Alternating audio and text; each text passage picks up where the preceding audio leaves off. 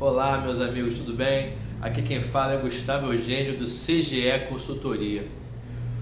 Mais uma vez, meus amigos, nós estamos vivendo momentos dessa crise, dessa pandemia do Covid-19. Estamos aqui no final de março de 2021 e mais uma vez estamos nos deparando com possibilidade de fechamento das empresas, fechamento das atividades, uma possibilidade de lockdown, nem que seja por alguns dias ou alguma espécie de quarentena. Isso nos traz uma preocupação, porque provavelmente teremos contratos suspensos de algumas empresas mais uma vez vão fechar, existe essa possibilidade, muitas empresas já fecharam, restaurantes, outros tipos de serviços já fecharam. E o que acontece? Vou falar aqui hoje sobre dois assuntos, sobre dois temas que têm estado muito em voga na Justiça do Trabalho. Esses assuntos são fato do príncipe e força maior. Esses dois temas, eles têm sido utilizados nos últimos anos, não só no momento da pandemia, nos últimos 4, 5 anos, nosso país, nosso estado do Rio de Janeiro, ele viveu um momento de crise. Isso não é novidade para ninguém. Então, esses assuntos que até de certa forma pareciam que eram letras mortas e estavam um pouco esquecidos na CLT, alguns advogados de empresas têm levantado essas questões, têm levantado ao mesmo tempo o fato do príncipe e força maior. E principalmente agora, em 2020, com a pandemia, com a crise, mais do que nunca, esses dois temas estão em voga. Vou falar aqui sobre o fato do príncipe primeiro. O fato do príncipe, ele tem previsão na CLT no artigo 486. Por que fato do príncipe? Vocês devem saber que essa nomenclatura vem do livro de Maquiavel, O Príncipe. Naquela época, a monarquia, o rei, ele era o Estado. O rei, ele era todo soberano e às vezes o rei era até Deus. Então, a partir daí, foi criado pelo Maquiavel esse nome de o príncipe. Daí que vem essa nomenclatura do judiciário de fato do príncipe. Fato do príncipe é a criação de uma lei, alguma conduta realizada pelo poder público que afete a empresa privada. Afete a empresa privada de tal forma que ela se veja esvaziada dos seus bens econômicos, do seu objeto social, dos seus serviços. Então, por isso, muitas vezes as empresas elas têm vindo ao judiciário se utilizando da teoria do fato do príncipe. Mas eu quero deixar bem claro aqui que nem sempre o fato do príncipe ele vai ser acatado, né?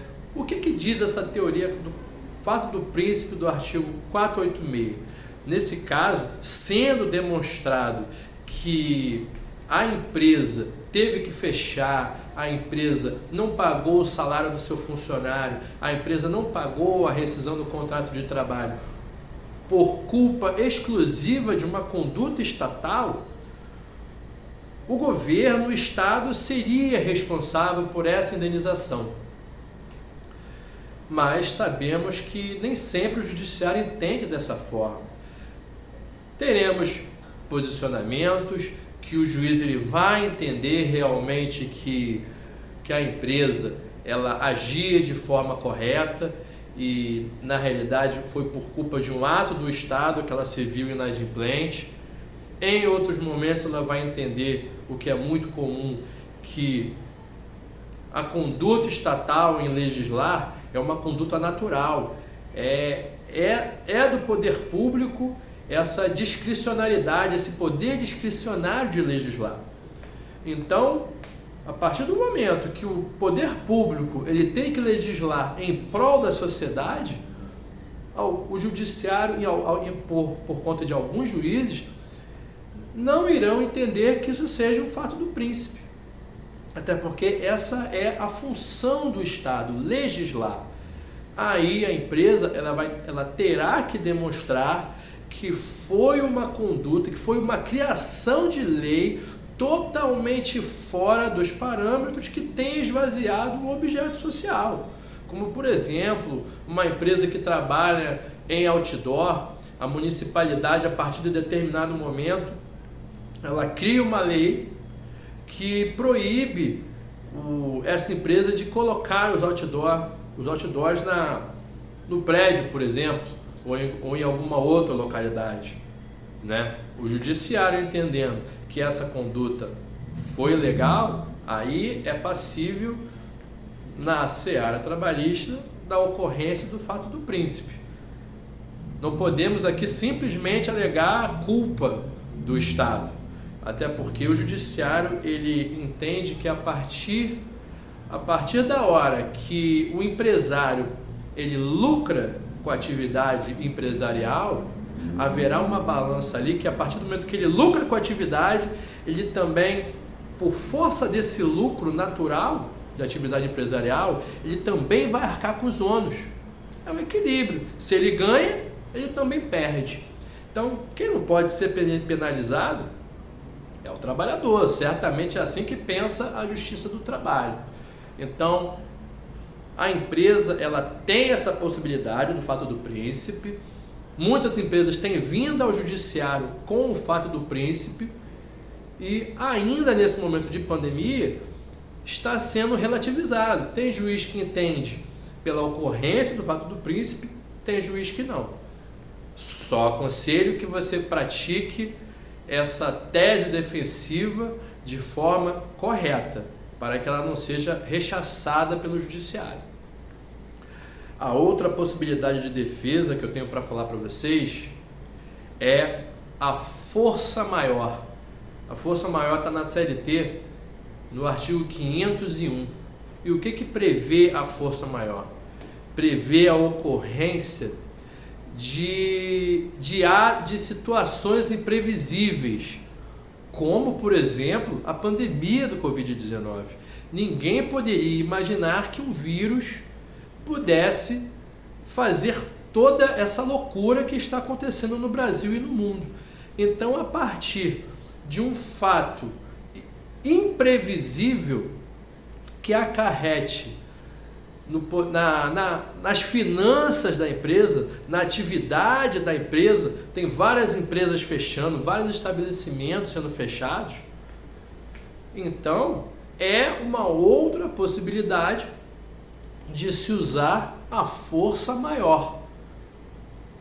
Diferentemente do fato do príncipe, que na realidade quem pagaria, na teoria, quem pagaria seria o governo, no fato do príncipe, a empresa demonstrando que fechou ou que sofreu prejuízos por esta força maior invocada, ela pagaria as verbas rescisórias pela metade. Existe possibilidade também na norma de redução de salário, de redução de carga horária. São possibilidades que os empresários eles têm que avaliar. Inclusive, falando sobre isso, nós não podemos esquecer de mencionar a Lei 14.020 do ano de 2020. Ela veio para tentar normatizar e minimizar as crises da pandemia do Covid-19.